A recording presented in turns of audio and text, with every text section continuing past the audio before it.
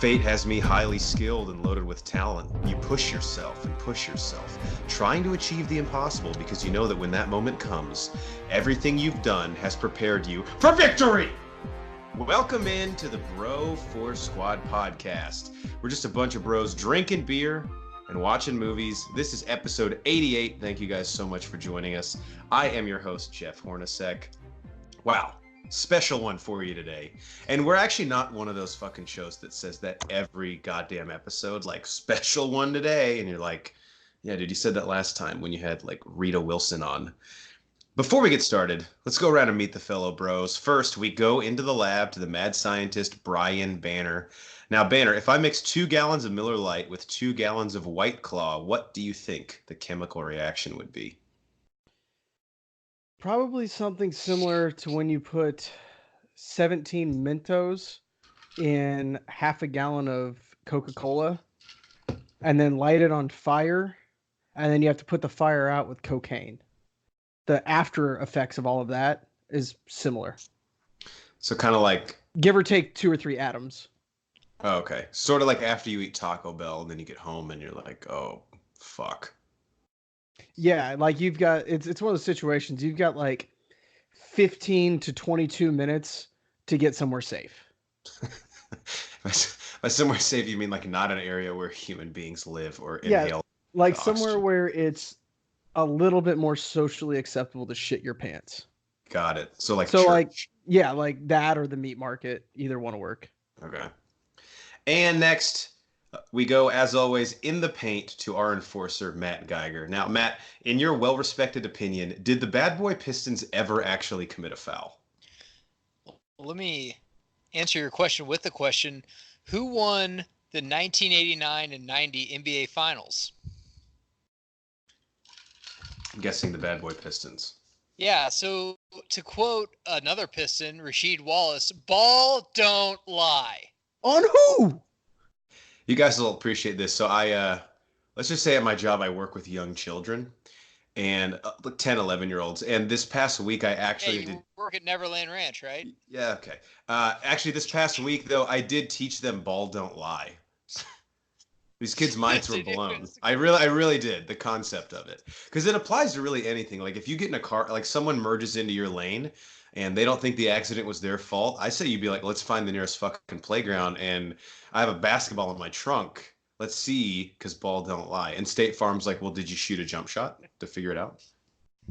Banner, can you see Jeff as like a park assistant at Neverland Ranch? You just got a polos, like this guy won't rape you, I promise. What do you think Neverland Ranch is? All he does is he just rakes the leaves and power washes the sidewalk. Isn't Neverland Ranch? I just want the kids to ride the ride, seriously. I have a girlfriend, it's all cool. It's all in the up and up. All right, look, maybe, great benefits. Maybe I don't understand. Isn't Neverland Ranch just Michael Jackson's house? It's not like an actual theme park, right? It's a theme park. Yeah. I mean, I don't think it's open to the public, but it is a theme park. It's got a Ferris wheel and everything. I think it's just like his backyard. It's like a gigantic trap for him to lure kids to. And I love how we're talking present tense. Like, this is still a thing. I mean, I'm sure it's still there. He just isn't there. Guys, I got to say, of all the epic Bro Force Squad derails we've had, this one might go up into the annals of history. What are we doing? Are we doing a commentary or an episode? I don't even know where I am right now. Do you even live back? No, I'm just not yet, Banner. Oh, calm down. Just practicing. All right, Banner back. We should bring that back. Psych. No, Psych left for a reason. It's called natural selection. All right, if you have not listened to our show before, even if you have, we start every show off with the most important thing in any bro's life, and that is Chest Day. And tonight we are doing our second ever movie month bro off, which is where we take 2 months post 1990. Is that what we decided? Like 1990 and on? Yeah, something like that. Okay. Any 2 months. And we take 3 movies from each of those months, the 3 that have grossed the highest at the box office lifetime. Basically the 3 movies from each month that we've most likely seen or heard of. And we pit them against each other in a 1-versus-1 matchup to see which month wins at least 2 out of 3 and is the champion. Now, we're going to keep track of all these matchups to see which movie month of all time is the greatest ever. So before we get started and before we introduce the matchups, Banner, you have some blinking lights going off. Are you okay? What? Are you okay? It looks like there's a red light flashing. Okay. There is? I don't know. It felt like you're on a submarine and one of those lights is blinking that like means like a valve broke and everyone's about to die. Maybe. Banner, would you mind explaining how we decide these matchups, or really anything else you just want to talk about the movie month pro offs? Yeah. So, again, like we said last time, we decided that we're never going to solve world peace. Oh, it's the TV. It's the TV. It's Fate of the Furious. That's what you're seeing. That's what it is. That's what it is. Only So way we Fate of the just, Furious will ever get mentioned in a movie month pro off. Actually, it did make a lot of fucking money. Never mind. yeah, it made a shit ton of money. There's a good chance.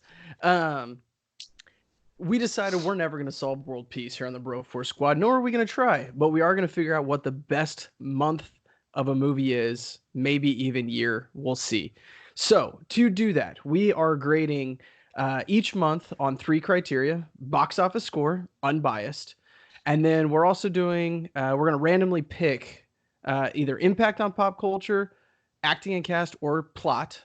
3 of our 5 Bro Force Squad criteria, and we're going to pick which movie is better for the top 3 movies of each month. If it's a tie after that for each matchup, we will go to Rotten Tomatoes, IMDb, and Letterboxer rating. You know it's letterboxed. You know it's not. Letterboxer. You know that's not what it is. At least Matt calls it red box to act like it's like kind of close.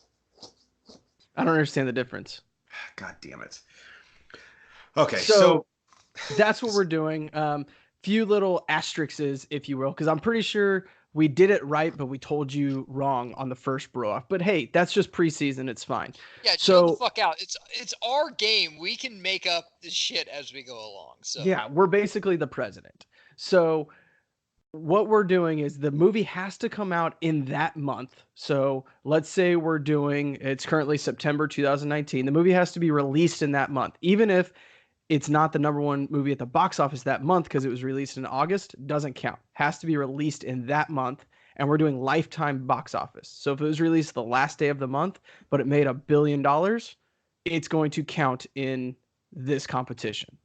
Make sense? We're all in agreement? Awesome. Cool. So this episode, or this bro off that we're doing, is May of 1995 versus very historical month. We felt like it was just proper that we mention this. September 2011. Really big 2001. moment. 2001. What the fuck did I say? 2011 was important too, though, guys. Thinking of 9/11 and you mixed them. Is basically what happened. That's what I did. Really important month historically, so we wanted to, I don't know, have some fun with it. So May of 1995 versus September 2001. Movie's Perfect. Ready. We don't have the bell out, do we? Where's the bell? Yeah, it's Matt, I'm it's wondering why you used the company card for the fucking bell if you never It's in have my it. cupboard. Do you want me to go get it? Kind No, of it's- now. No, it's ruined. The moment's passed. Really comfy. Okay. All right. So while he's getting the bell, we're going to go What- 3, 2, 1 here. Yeah, so we have seeded these movies for each month. It's the third highest box office ever, the second highest, and the first. So we'll pit number 3 from each month versus each other just to make it a fair fight. So our matchup for May of 1995 sees the movie Crimson Tide matching up against the Keanu Reeves-led Hardball. And before we start, Hit let the me bell. just... No, hold on. Okay. There's the matchup. Thank you. All right, now if you've never heard of one or both of these movies, I'll give you the plot synopsis and the cast real quick. So the movie Crimson Tide, directed by Tony Scott, stars Gene Hackman and Denzel Washington, and it About says the Alabama 1970s football team, right, Jeff? sort of. The actual plot synopsis is: on a U.S. nuclear missile sub, a young first officer stages a mutiny to prevent his trigger-happy captain from launching his missiles. And then Hardball, which was released again in September 2001. We've actually done a movie commentary on it. Shameless plug. Directed by Brian Robbins, stars Keanu Reeves and Diane Lane. And the plot synopsis is: an aimless young man who is scalping tickets, gambling, and drinking, sounds like could be any of us, Yeah. agrees Geiger? agrees Bulls to coach have never covered the spread in New York. Like, that's my favorite quote for that movie. Check out our movie commentary on that. It's fucking gold. agrees to coach a little league team from the Cabrini Green Housing Project in Chicago. So Banner, let's get started. Do you want me to read the box office gross, or do you have them readily available to tell people? I have them right here. So, we have. We want to do 95 first since it came first. Yeah. So how much money did movie Crimson Tide make at the box office in its life? At the box office in its lifetime, which this is crazy for 95 in my opinion. 91 million. Tide. It's not about Alabama. The moment football. is past. It's not a fucking football movie. It's about a submarine. Anyway. $91,387,195. Lifetime at the box office for Crimson Tide. Jesus. I gotta say, that movie, that number blows me the fuck away. In 95, guys. Like, I understand it was May and it was the summer, but like, what are we doing? Hey, Jeff, since we did a shameless plug, do you remember one of our fans asked us to do Hardball? I can't remember who the fuck it was, though. I can't either. I'm sorry. We're forgetting. We're assholes right now. But Comment below. We really want to mention your name, but we'd have to do a lot of digging to figure and it out. you feel free to comment, hey, fuckface, it's me. Yeah, and comment. We another actually movie. We'll do that for you too, encourage remember. that. Sorry. We tried. But Crimson Tide, I mean, 1995, Denzel and Gene Hackman, that sounds fucking cool. I don't know. Gene Hackman. He got old, man. Father Time, as Still Jalen alive? Rose would say, Father Time is undefeated. Now, Banner, how much did Hardball make at the box office? So who wins the first point of the matchup? Can Hardball beat $91.4 million? We stalled enough. All Just right, tell we're us. gonna even if we double Hardball, actually even if we triple Hardball, it still doesn't beat Crimson Tide. What? Hardball only made $26,263,390. Yeah, and That's 12 of that was insane. me. So Which I it saw, does. I saw again- Hardball in theaters. I did not see Crimson Tide in theaters. I saw it in theaters too. Actually, my whole baseball team went and saw it in theaters, which is it's actually kind of cool now that I think about it. Were you guys Cucumbas also? Yes, we were. Cumbas. You remember how bad we wanted to? I Did, want- what, I did your still left want fielder one. get shot also? Walking Spoilers. home. Was Michael B. Jordan also on your baseball team?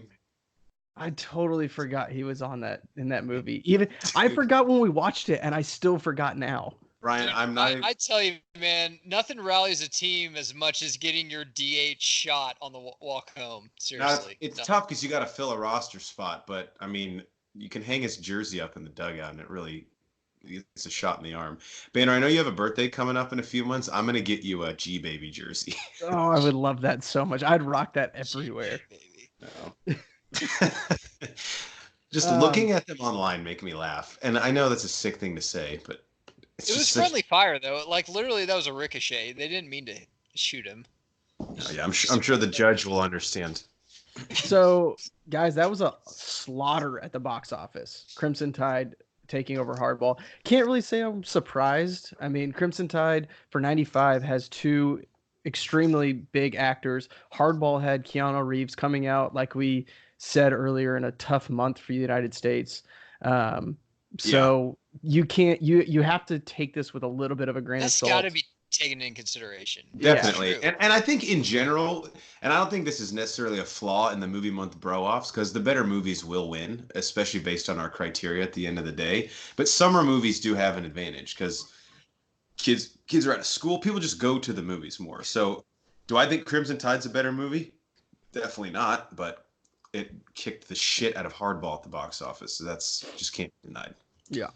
All right, All man. right. Would you like This to is randomly back draw? I in the have 90s, too, criteria. when the Crimson Tide weren't as good as they are now. Okay. Yeah. no. Go ahead and randomly draw. So, guys, again, we are looking at either impact on pop culture, we have acting cast, or the story plot.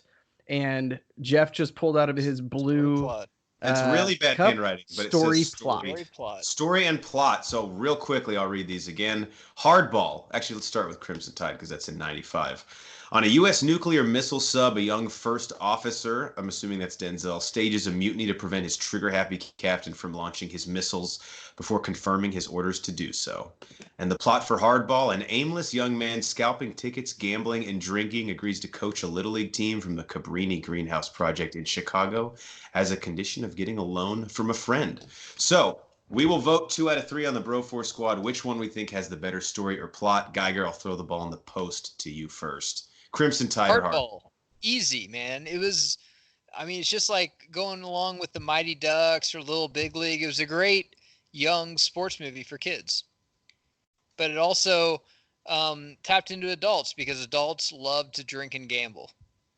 Win-win. God, so true. I love when you quote scripture.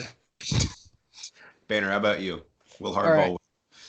Yeah, I mean, Crimson Tide just feels like Hunt for Red October Light to me. 0 Non-GMO. calorie. Yeah. Yeah. Yeah. No it's- Red October, No no added- buns. No Yeah. added No bun, no sugar. cheese. No added Yeah. sugar to the Hunt for Red October. yeah, it's Hunt for Red October 0. No bun. Is it a good movie? I've seen it once. Yeah, sure, it's a good movie. Hardball speaks to me. I feel it in my soul when you watch it. Again, I think that this is probably just a product of our age or our generation. Especially when this came out, we were all playing Little League, and you had those team bond, that team bonding that you see in the movie. And then as we get older, I mean, we're all, drunk gambling degenerates. So the only thing we're missing there is coaching a Little League team, but Cycly told me I wasn't allowed to. So Hardball gets my point. Yeah, it's weird because Keanu Reeves' character is in legal trouble and they encourage him to be around young kids. We've gotten the opposite. It's like message. Mighty Ducks. Yeah. Yeah. All right. Well, Hardball already wins, but I'll just double down. So, Crimson Tide, there was a period a few years ago where all TNT would fucking play was this movie. And every time I would watch it, I would be like, to me, like you said, this is Hunt for Red October without Sean Connery's badassness. And it's U571 without me, like, actually being interested in. Oh, and fuck. I knowing- love that movie. I forgot and about knowing that. what war this is. So it's the third best submarine movie that I just could think of off the top of my head. And this has come from somebody who loves Denzel and Gene Hackman. But the story to Hardball, I don't know what it is. I know it's a little formulaic. Like you said, Mighty Ducks, Geiger's the same thing. Like down on his luck guy, instead of being punished, he's somehow told to be around young children. Even though he has a drinking and gambling problem, but something about that resonates with me. And I really like Diane Lane's character in the movie, how she's like, you're a fuck up, but I don't know, I think you might hit that over tonight, so I'll hang out with you. Hardball gets the sweep for me. Can we say that TNT was the spike Of the 90s? Yeah. You Wow, can say that. I will say that. Yeah. It What was. happened to TNT, man? They Because used I to have remember like Monday Nitro, WCW was like, and afterwards, stay tuned for Crimson Tide. And it's Again. like Gene Hackman on a fucking submarine. I'm like, that looks kind of cool. I mean, after wrestling, why not? But they would even say, when they put up like the what's coming up next, and it's like Crimson Tide, then Crimson Tide. It's like, why are you playing that back to back, dude? I get it. Heat of the Night or whatever show they had on. And there. then the It's fucking Pelican Brief, right? That was always on. terrible. Dr. Quinn, Medicine Woman.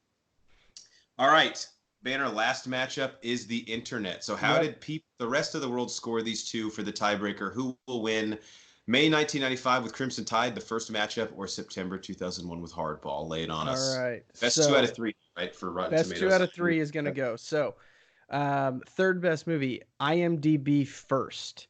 We have Hardball coming in at a 6.4, Crimson Tide at a 7.3. It's just bullshit, dude. What is Yeah. IMDb doing?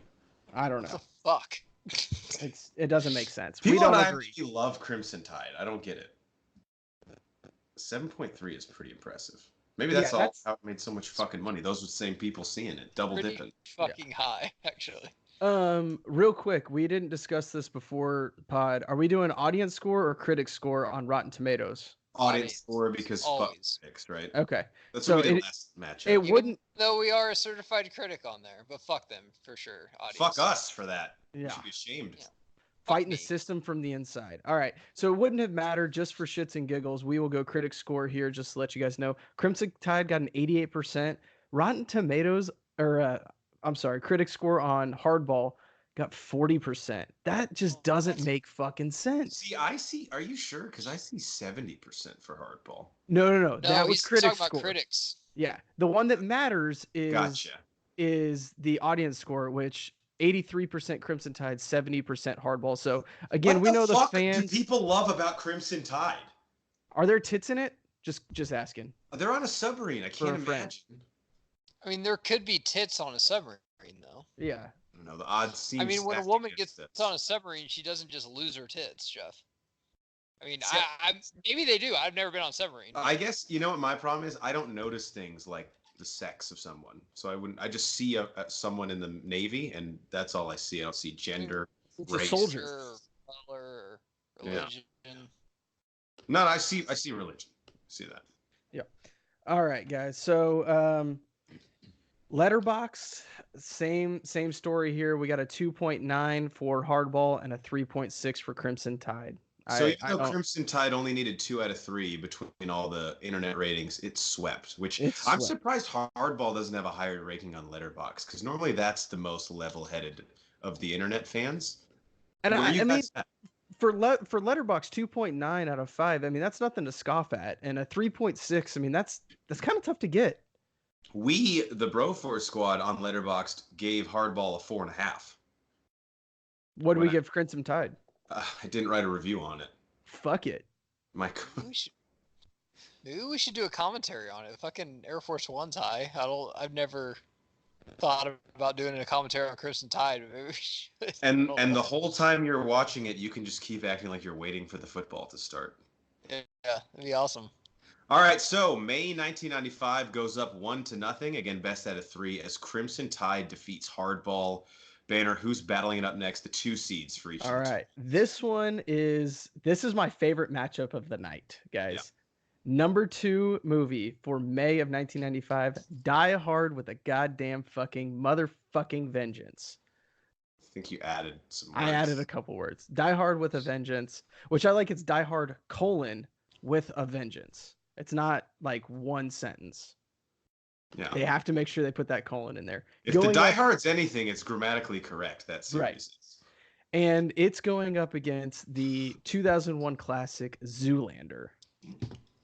Yeah, which I'm glad you and I had last night had to sort of rework how we wanted to do this, because Zoolander deserved to be in this because Right. And that's how- where we fucked up. I think last time we said it was only for the month, but when we actually ran the numbers, it was for Lifetime. This time we know we did it for Lifetime.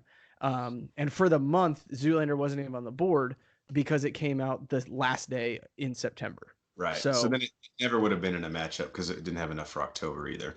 Correct. All right, so Banner, before I toss to you for box office, first off, Die Hard with a Vengeance. I had to look this up, but it is the 3rd Die Hard movie. And Geiger, put your boner pants on because Jeremy Irons is the villain in it, and he plays Hans Gruber's brother. And And Samuel L. Jackson is in it. I Guys- just want to look it up because if his name is Jans Gruber, that's fucking incredible. It is Simon. Oh, okay, of course, Yeah. Simon Gruber. Yeah, That's duh. Simon Gruber. Simon and Hans. I'll quickly read the plots. The plot for Die Hard with a Vengeance from May 1995. John McClane and a Harlem store owner are targeted by German terrorist Simon Gruber in New York City, where he plans to rob the Federal Reserve Building. And of course, Zoolander from 2001, directed by Ben Stiller, starring him and Owen Wilson. The plot is, at the end of his career, a clueless fashion model is brainwashed to kill the Prime Minister of Malaysia. I always forget how ridiculous that fucking movie is. All right, Banner, which one did more at the box office to win the first of 3 points in this matchup? So we've got a little bit of a trend here. If we double one of the movies, it still loses to the other one. But it's a little bit closer here. It's a little bit closer because we don't have the triple. We only have the double. Sweet Zoolander came in at 45,172,250, where Die Hard with a Vengeance. So you got to get the pause. That's how it is. Die Hard Oh, okay. with a Vengeance. It came in at a 100,012,499. God. Just wiped the Summer floor with action it. movie sequel. Like, that's the fucking formula, right? Yep. Oh, it's not even know a sequel. what? It completes a trilogy. Jeff, fuck terrorists, because that makes no fucking sense at all. Yeah. Zoolander although is a great movie. But Zoolander is kind of a cult classic, right? It had like a late, like I could see people seeing the trailer being like, "This looks so stupid." So just a little background on this. This is the In days of September, Will Ferrell, though, where like stupid movies were fucking in. I don't know. in September of 2001, this movie obviously came out the last weekend of September. It was the 8th highest grossing movie in September. For September, though, to get to our first highest grossing movie that actually was released in September, it was number 4. And then to get to the second one, it was number 7. So September was a very weak month for being released. October, Zoolander was actually the 5th highest box office movie. Just a little background on it. Which I was going to say, to be only released the last weekend in September and still be 8th as a comedy, that shows you how weak the month was in general. Exactly. Quick question about Die Hard. How do you think they just, so the second Die Hard is called Die Hard 2. Yep. Who the fuck do you think at Fox raised his hand? He's like, look, I know we called the second one 2, but just everyone chill out. But what if we fucking go with a colon and then another title for the third one? How long do you think the conversation was? Is it a colon or a semicolon? I mean, someone probably quit or got fired over that whole debate. I'd die on that hill. All right, Die Hard with a Vengeance, up 1-0. Again, best out of 3 in this matchup as it wins box office. Now let me draw which of the 3 Bro Force Squad criteria we will debate these movies on. And I folded this piece of paper 79 times, so it'll take me just a second. Better than 80. Once again, it's story plot. All right, so we already read the story plot. We know Zoolander is about a fashion model brainwashed to kill the Prime Minister of Malaysia. And Die Hard with a Vengeance, Simon Gruber, a German terrorist, attempts to rob the Federal Reserve Building. And John McClane and a Harlem jewelry store owner have to stop him. Banner, we'll go to you first. Story plot here. Who gets your point? Right. Real quick, watch Die Hard, our commentary. We did a commentary on Die Hard. You guys should check that out. We're just throwing those shameless plugs out there while we can. For me personally, Cycly, right, on that one? I think so. Yeah, Christmas movie. For me personally, I'm going Die Hard. You guys know I'm a sucker for series movies, multiple movies. With a vengeance, though. This one's with a vengeance. It builds off of the first one. It's a lot of fun. It's like a treasure hunt with Bruce Willis and Samuel L. Jackson. And then obviously Jeremy Irons is just absolutely fantastic in it as a villain. Probably still the second best villain in the entire series, in my opinion, behind the late and great Alan Rickman. But still a fantastic movie. Zoolander, it's funny. It's good. There's a lot of good one-liners. But at the end of the day, it's fucking stupid. I mean, story plot is oh man, I don't know, this is tough. Geiger, I'll let you go first while I decide who I want to give my point to. Dude, Zoolander is a top 10 comedy for me. I'm drunk enough right now, you could pop it on and I could maybe go top 6. The story is fucking fantastic. Zoolander is one of the greatest comedies ever. You got David Bowie in it. It has fucking... Dude, he's got one line. Actually, never mind. He judges the one. He judges. He's got our boy from Titanic in it. He's cool got Billy Zane in it. Banner.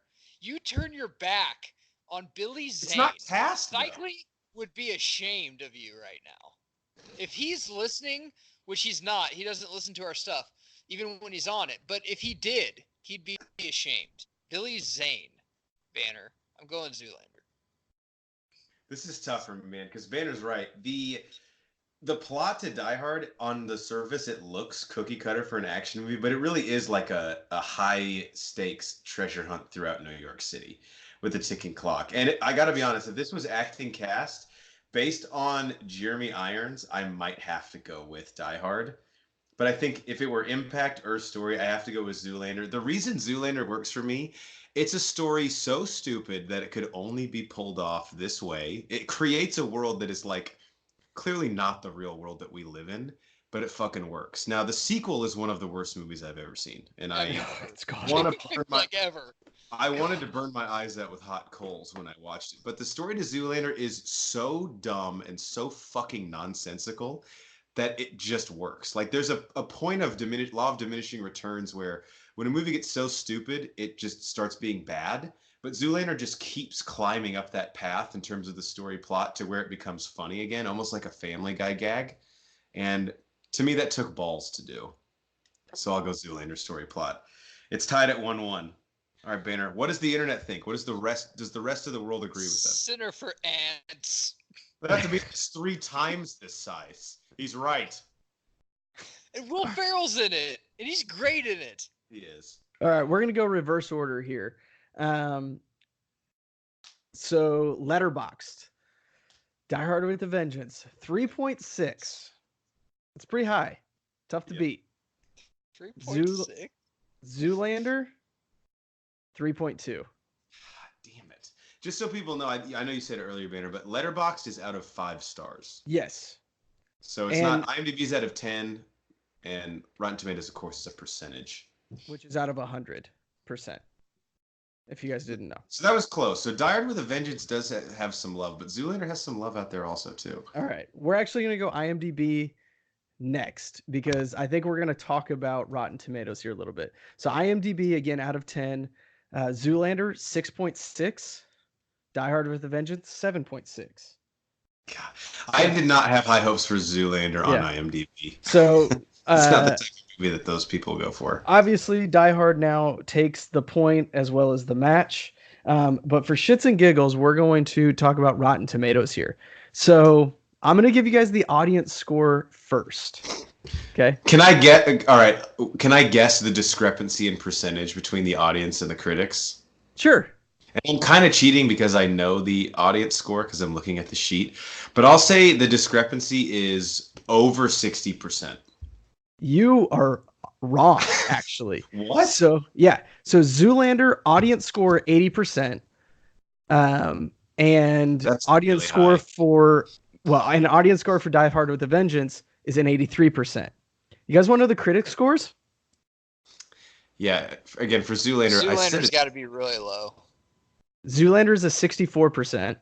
Wow, really? That's way higher than I would have thought. Die Hard with a Vengeance is 52%. Huh. So if we were going Critics off got that one right. if we were going off a critic score, Zoolander would have won. Die Hard with a Vengeance is like, when is that on TV? Back in the early aughts, it was on all the time. I saw it on USA once. Is that even a fucking channel anymore? Yeah, that's where they play Monday Night Raw. Cool. All right. Well, that's where that channel has gone to. So, you guys ready for our number one matchup? Monday Night Raw since the 90s. So, May 1995 has already won, but can September 2001 cover the spread? And this matchup is still important because as we're keeping track of our all-time standings for each of these months, whenever we put together a bracket, eventually September's going to want this win. I mean, they need every win they can get. So, even though May 1995 has already won the matchup, Banner, the battle between the number ones, I think we can all agree, is the true testament to which month is more kick-ass. It is. So, box office. Oh, actually, first, you want to know what the movies are. Oh, May 1995, Casper. The Friendly Ghost. The Friendly Ghost. The title's just Casper, actually, right? It's just Casper, yeah. Huh. Okay. And then September 2001, Don't Say a Word. Which is the Michael Douglas, Brittany Murphy movie where she goes, I'll never tell. It's a horror thriller, right? I believe so. Real quick, Not gonna lie, never saw it. I have. It's fucking intense. I'll read the plot synopsis for each. So Casper, I mean, we get it, but a paranormal expert and his daughter bunk in an abandoned house populated by 3 mischievous ghosts and 1 friendly one. And the plot for Don't Say a Word, starring Michael Douglas and Brittany Murphy. When a daughter of a psychiatrist is kidnapped, he's horrified to discover that the abductor's demand is that he break through to a post-traumatic stress disorder suffering young woman who knows a secret. So clearly very different fucking movies. Don't Say a Word is one that like messes you up mentally, and so is Casper, but really just because you see a ghost fart. It's so bad. So okay, before we give a little background on Casper, it was a cartoon, but what was it on? Was it on Nickelodeon? I remember watching it. It was like a Hanna-Barbera cartoon, right? Yeah. Maybe I'm wrong. I think it actually was from the 80s, and it was only reruns like when we were a kid. Yeah, I remember watching wrong. it, and I remember this movie coming out. I'm like, oh, they're making a cartoon, like the Gumby movie. I'm like, oh, they're making a cartoon. That's what we should fucking do a commentary. Yeah, that could get ugly. Gumby, Casper. All right, guys. Box office for the number one movies. We don't have a double up here. So again, each level we get better. Don't Say a Word, 55,001,642. Casper from May of 1995, 100,328,194. I mean, if Casper is making $100 million, I think we just have to say you just tip your cap to May. People went out to the fucking movies then. Yeah. And I know we get why they had didn't the go in VHS. September. Before we get any too much further into this, I just added up the box offices for all three of these movies. We've got 126,437,282 for 01, 291,727,888 for May of 95. So all of September 2001 added up almost doesn't beat Casper. Correct. And it is worth noting, between, as far as number one seeds, Casper and Die Hard, at least from what I'm looking at, were within 20,000 or 200,000 of each other. Very, very close. It was 215,000 off. Jesus. Which is insane. These summer months, in terms of box office, are going to be tough to beat, but especially back then. Yeah. The reason this criteria, I think, still works, though, is because a lot of quality summers does not necessarily mean quality. It's when they throw a lot of shit out there. So the internet and us could definitely still go with the other ones. But Casper's up 1-0, right? Box office, it wins. 1-0 for box office. So what category are we, the bros, going off of? All right. It looks like, okay, that said story plot again. I don't want to talk about that. Yeah. Are you even mixing it up? All right. Acting and cast. Cast. All right. So Casper has Bill Pullman as the father and a young Christina Ricci as the girl. That's pretty much all you need to know there. Don't Say a Word has Sean Bean, of course, from Game of Thrones and GoldenEye, and like he's a villain and fucking everything else. And then Michael Douglas and Brittany Murphy. So Geiger, of those two, I mean, this one's kind of a bloodbath, right? I have a question. Was Hilary Duff in the second Casper? Either the second or the third. I think she was in the third one. I'm going to go with Casper, Jeff, because I'm going deep on the bench here. We also have Rodney Dangerfield. We have Ben Stein. All voice roles, though. We have Jessica Wesson.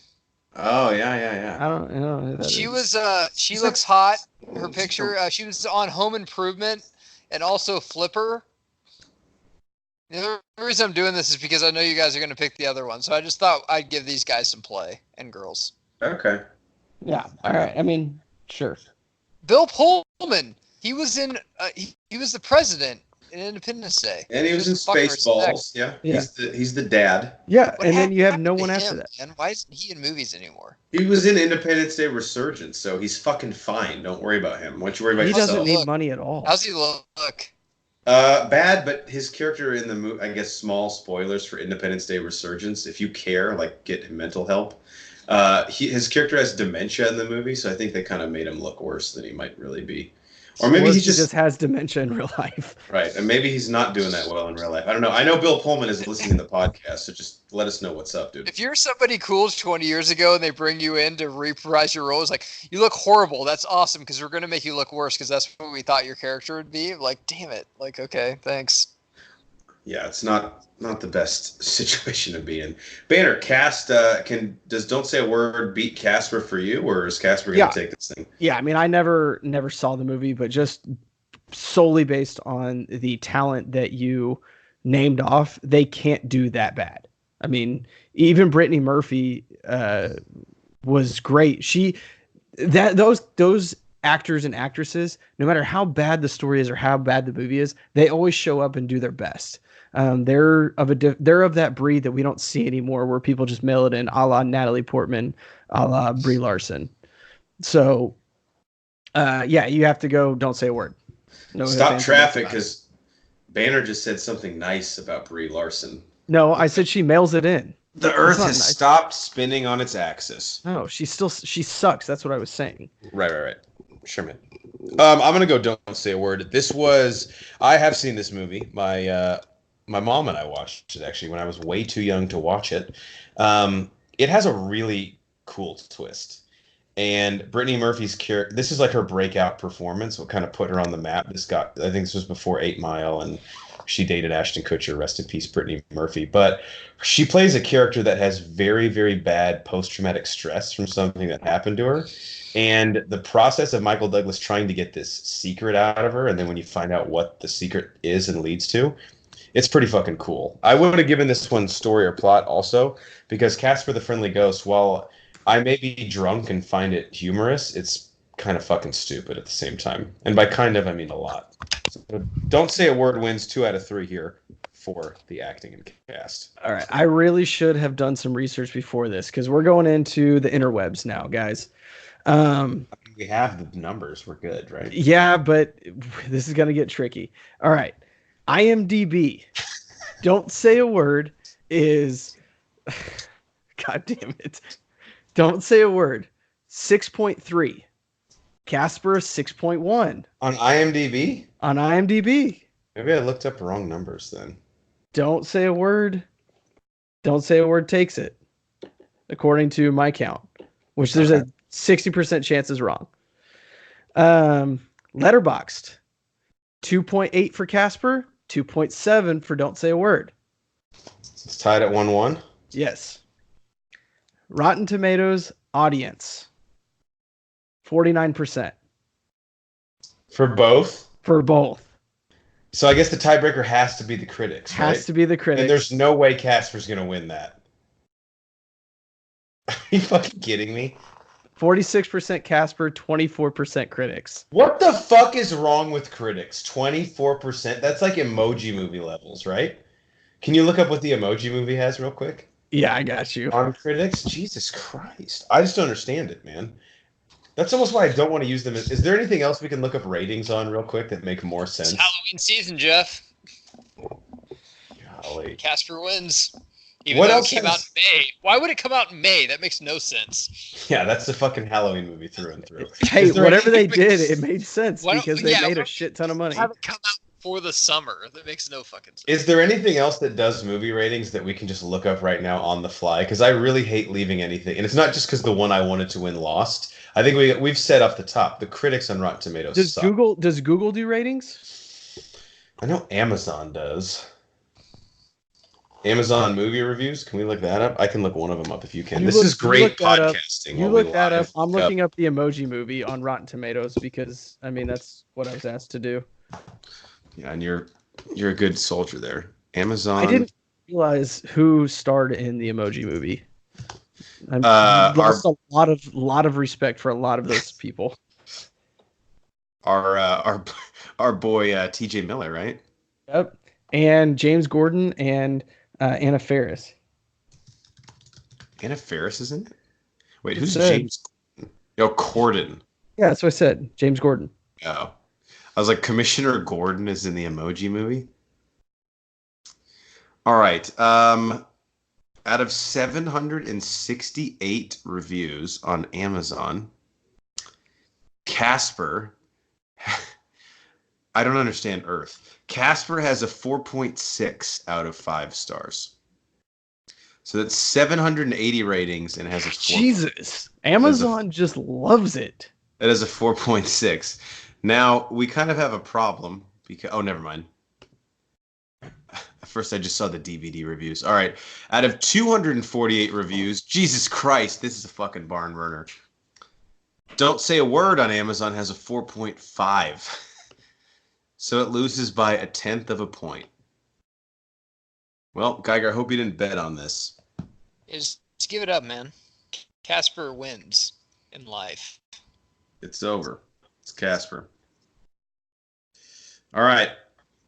So, our final score here, now that Casper has officially won, May of 1995 beats the shit out of September of 2001, although it wasn't really a fair fight, all things considered, by a final score of 3-0, as Crimson Tide beats Hardball, Die Hard with a Vengeance beats Zoolander, and Casper going into triple overtime and winning by 1/10 of a point on Amazon beats Don't Say a Word. So, Banner, we got a clean sweep for May of 1995. Are you surprised at all? Honestly, I'm not. We don't like to get political on this podcast, but September 01, really, really tough month. And I mean, honestly, we all remember it. People were afraid to leave their house that month. Sure. So it doesn't surprise me. And then going up against a juggernaut of a May movie in the 90s, like what else were we doing in 1995 of May? Like, I think mean, I am surprised, and the only reason why is that I thought, aside from box office, the other two categories had more of a longevity factor built in. Like the internet has had plenty of time to weigh in on all these movies. And I figured we would be partial just looking at this with Hardball, Zoolander, and then not Casper, basically, for the 2001 movies. So I feel like this is an upset because aside from box office, I mean, for me personally, I like all the 2001 movies better. But the fuck do I Yeah, know? I mean, if we go into it, the Bros, well, we did story plot on two of them, but both of those, Hardball and Zoolander, both won that. If we did story plot, figuratively speaking, has any of us actually seen Don't Say a Word? Yeah, I have seen it. Okay, so we all picked Casper, right? For what? For if it was story plot. I wouldn't. We No. we did cast. I would have picked the other one if it was story plot. Casper. Yeah. No one would. We don't like Casper. Yeah. So Casper would have clean sweeped the Bros. Did you work on the movie, or I don't know? Yeah. All right. Well, thank you guys for listening to our movie month bro off. We're gonna do a lot more of those. They're fun. They're kind of easy, and they're just interesting. So that moves us on to the second part of our show, which is our protein shake, where we go around and talk about what is in our cup, also known as what have we watched lately. I'll go first. I have 3.5 things. I was not on the show last week, so I didn't get to talk about these, but one of them I saw in theaters. That movie, Good Boys. Executive produced by Seth Rogen, the rated R movie with Jacob Tremblay about the three middle schoolers who get into it was sort of like Super Bad, but with a younger generation was kind of what they were going for. I know you guys saw the marketing for this. Did this look interesting to either of you? Like something you wanted to go see?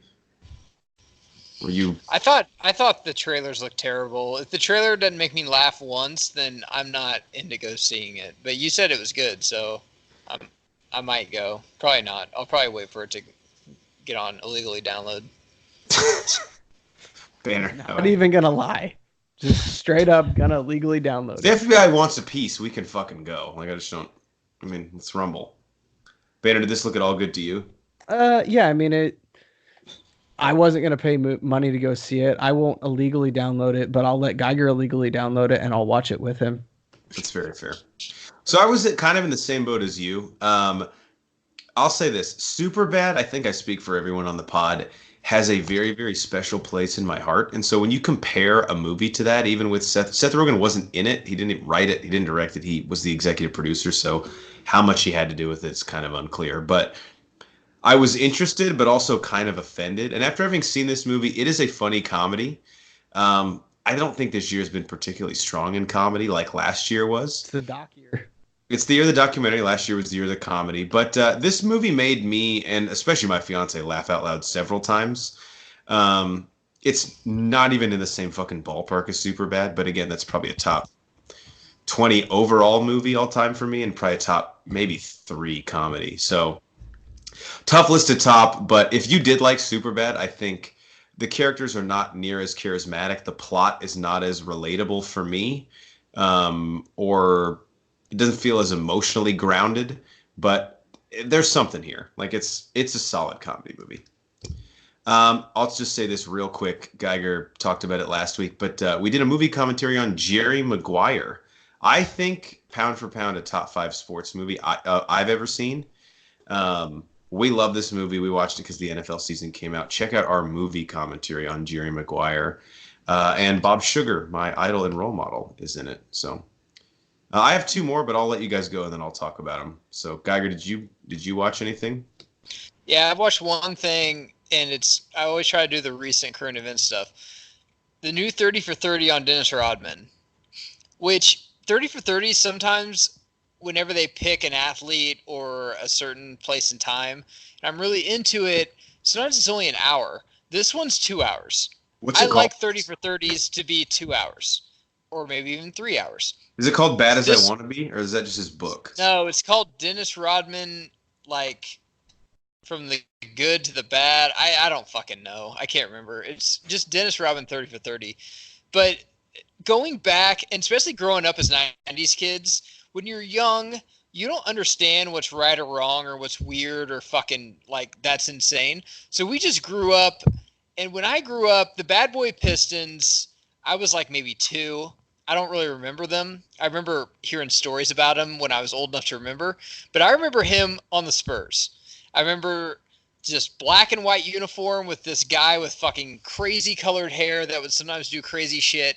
And then I definitely remember him on the Bulls when Jordan came back. And I remember him as a big wrestling fan being part of the NWO. I remember him wearing a wedding dress. I remember him having the best-selling book.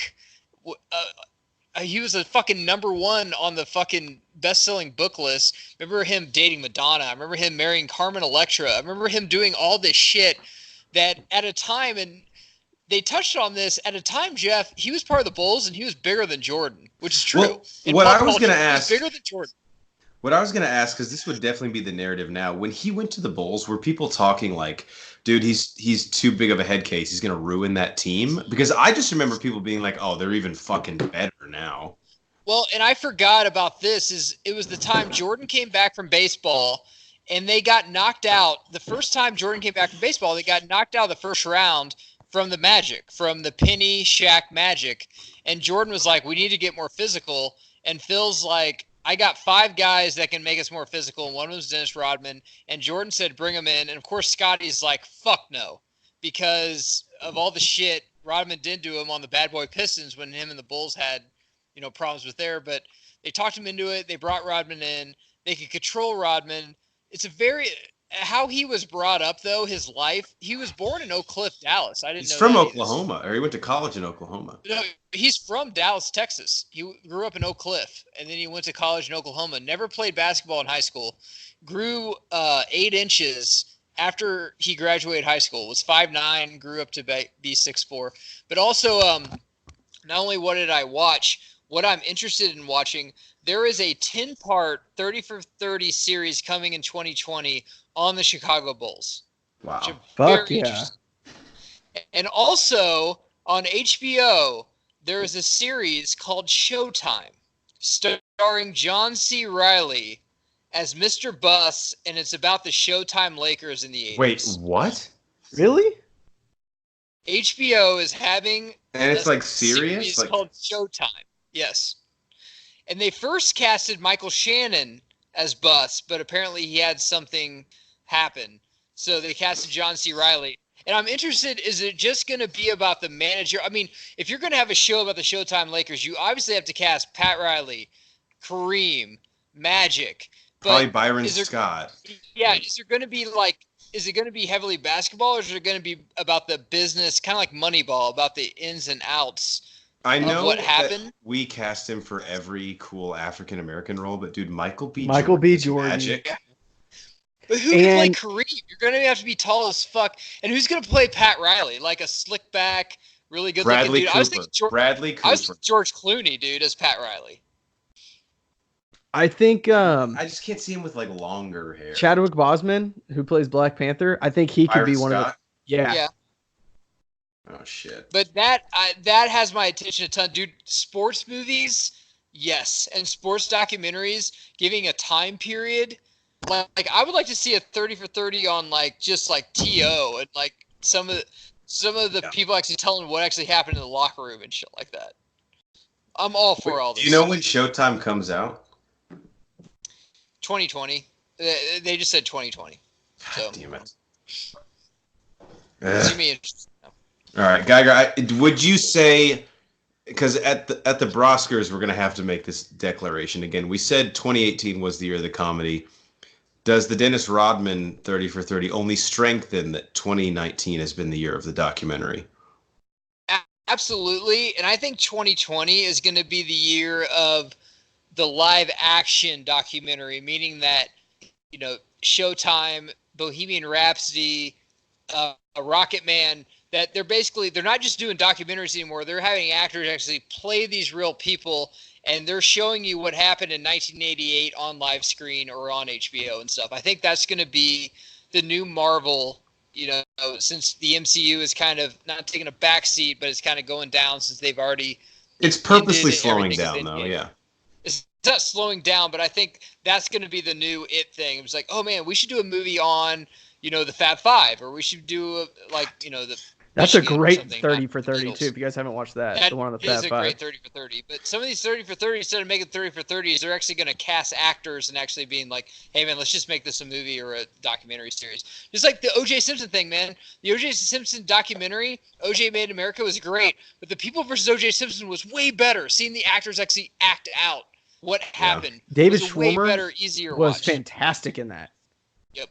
Like And he if you actually look at- showed he can do something other than Ross. If you look at the cast of that, it could have been a train wreck. Like Schwimmer, Cuba Gooding, Travolta, all kind of on the tail end of their careers, but it fucking worked, man. Oh, it was great. Fantastic. Also, Courtney B. Vance was great in that, too. yeah, and so is Sarah Paulson. We love Sarah Paulson on this podcast. But a shameless plug to our last episode. Banner and Geiger, we had a great Twitter question. I can't remember who gave it to us. I'm sorry. We're shitty people for not giving you the shout out you deserve. But Twitter question last week was a sports story that you would like to see made into a movie that happened this year. And you guys had great answers. I believe you said Tiger Woods coming back and winning the Masters. And again, we cast Michael B. Jordan. And then the U.S. women's national team. And of course, Banner finally saw the fucking light and I believe cast Brie Larson as Alex Morgan. So thank you. I Thank think you for that. Antonio Brown, that's just getting better and better. They should just make a movie of that, too. God damn it. That's Chadwick Boseman written all over it, right? That there. could just be a horror movie, though. He's already played I mean, Vontae you're Mack. watching a religious sermon on a tablet. You come on a girl's back. I mean, to me, my wife, that's just a Tuesday night. Well, you guys have a different type Wow. of than I do. All right, Banner, have you seen anything lately in your protein shake that you want to talk about? All right, so we all know I've watched way more than what I'm going to talk about tonight, but I'm going to try and take a page out of Geiger's book and shorten this up a little bit.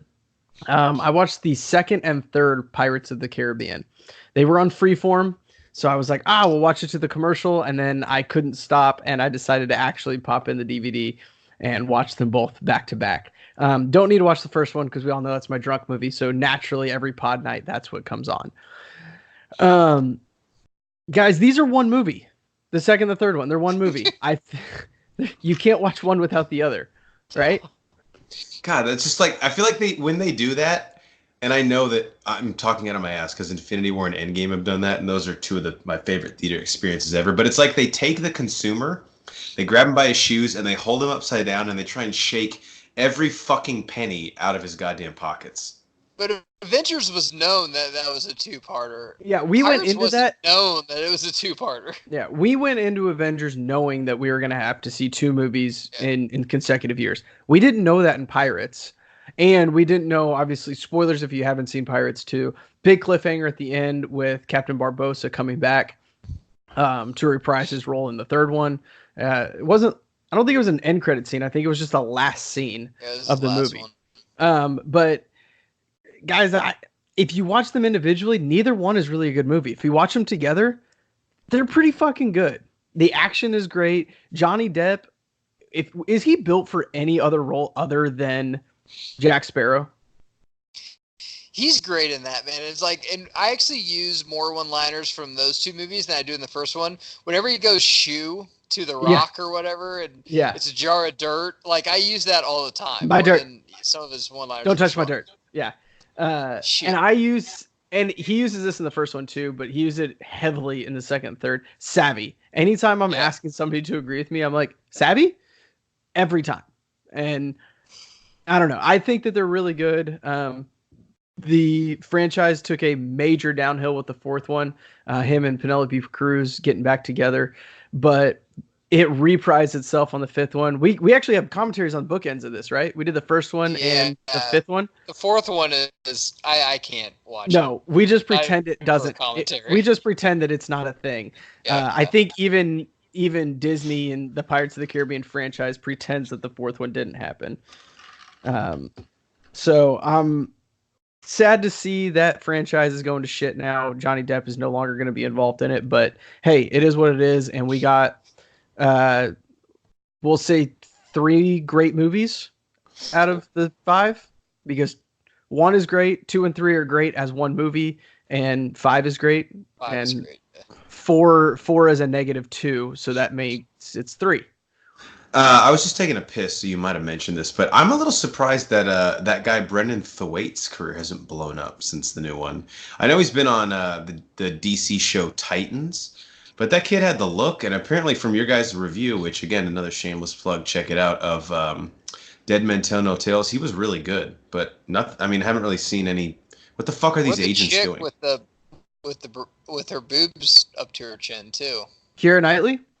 No. Out of the new one?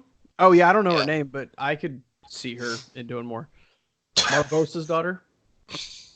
Leandro Barbosa. She should be in more movies. Yeah, she could do more stuff. She might be. We don't know her name, so maybe she's in like every movie, but we don't know. For all I know, she's in like Infinity War. Yeah. Okay. She's in Once Upon a Time in Hollywood. We just didn't know who she was. So yeah, maybe. All right. Anything else, Banner? No, that's all I'm talking about this week. Obviously, we know I've probably watched more, but I'm gonna try and keep my talk short because I feel like we talk for 85 minutes a pod of what I watch. So I watched 4 other things, but I'm only going to mention one of them because I'm going to save some for next week because I have kind of a crazy week and I don't think I'm going to be able to watch anything between now and next show, so I want to save something. The last thing I'll mention is a documentary, and this is from 2010, so it can't be counted for 2019, but called Catfish that came out. Now, if you guys have heard of or seen the MTV show Catfish, it's actually based on this movie. The same people in this film made the show. And the thing that's interesting about this, it's about people catfishing other people on the internet, which is basically a term used for you meet someone exclusively online and you have this online persona that is not you. Like if I were to go on there and be like Bow Wow, for example, which I saw actually in an episode of Catfish, but you pretend to be someone else on the internet for whatever reason. It could be therapeutic, it could be harmless, but you live out like this other life and you basically deceive someone. Maybe it's innocently enough or well-intentioned. And the point of Catfish, the show, is you eventually meet up in person and they both kind of do the, what the fuck? You don't look like your pictures at all. You're not who you said you were. But the interesting thing about the documentary Catfish is, number one, it was mismarketed. They presented it as this horror movie, like this guy meets this girl on the internet, and this is 2010, so a decade ago. So at the time, I don't think catfishing was like, this might have actually created the term. Like, I don't know if you guys can remember 2010. We were like in college or about to finish college. Was this a thing, like meeting someone on the internet? Nowhere near today, right? That you'd never met before online college, or like in real life? Yeah, college you don't have to meet anyone on the internet. You just go to Jeff, if I'm going to be honest with you, from about fall of 2007 to, we'll say spring of 2010, I literally don't remember anything. Got it. You were drunk most of the time, which is very, very fair. But this is interesting because if a movie Catfish were to come out now, you'd be like, yeah, that's a slow fucking Tuesday on the internet. But this was like before any of this was commonplace. So they paint it like this guy is meeting up with this chick and she's basically another person who's going to kill him. Well, spoilers for Catfish. If you haven't seen it and don't want it spoiled, skip ahead like 45 seconds. But this guy shows up to meet someone he's met online. It's a short documentary. It's like an hour, 10 minutes. And it's basically this woman who is like in her early 50s. She's married. Her husband has some mental disabilities and she has 2 disabled kids.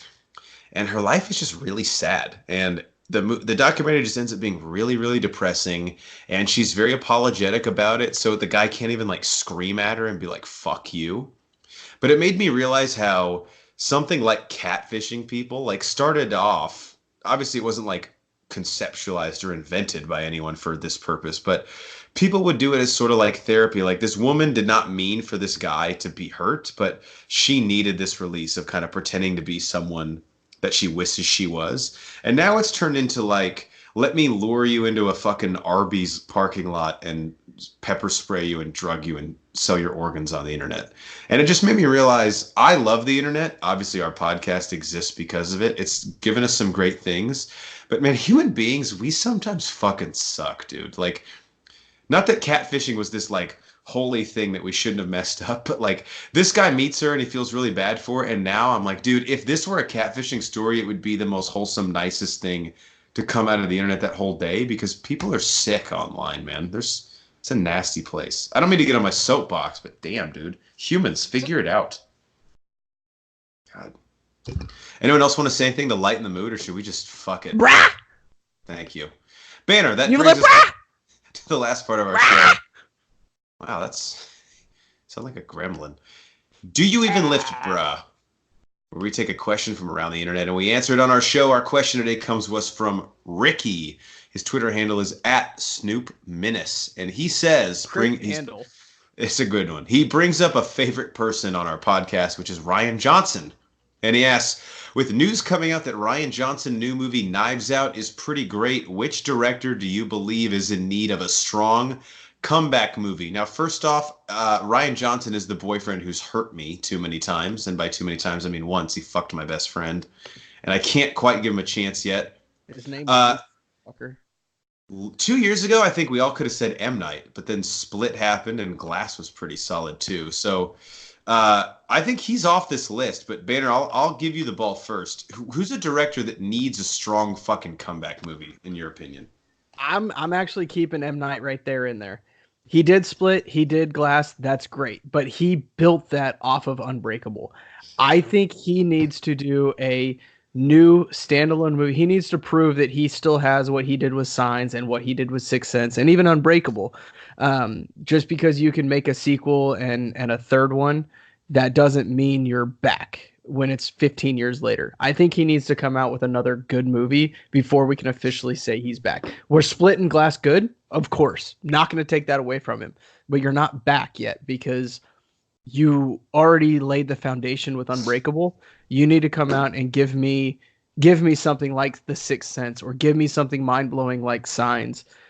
I need something like that because you gave me The Village and The Happening and The Visit. I like The Village. And get the fuck out of here. Those are not good movies. Or The Last Airbender. Oh, God.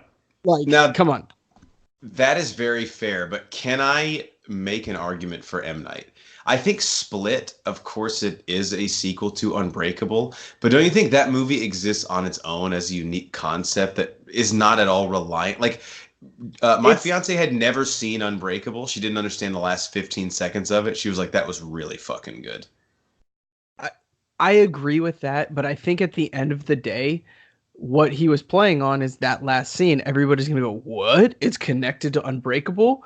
I'm going to go back and watch Unbreakable. And then literally, 10 minutes after that movie came out, he goes, yeah, hey, they've greenlighted a third one and we're making this movie. It's called Glass. And now we're bringing it all together. If I take out the last minute of Split, how do you feel about it as a movie? It's still a good movie. Would he have been back? But that's one. No. Off? Okay. That's one. That's fair. That's one. I think you need two movies to come like back to backs or even like 3 out of 4 to say you're back. All right. What was the movie with? It was, you said The Happening, right? The one with Mark Wahlberg, where it's like he gives the worst acting performance. It's so bad, which is saying a lot for Mark Wahlberg. There's aliens here, okay? There's aliens here, okay? Zoe Deschanel, I know that you're really not that even aliens. It was fucking plants. Yeah, even better. Plants here, okay? My God, that's the trees are breathing, okay? Hey, plant, say hi to your mother for me.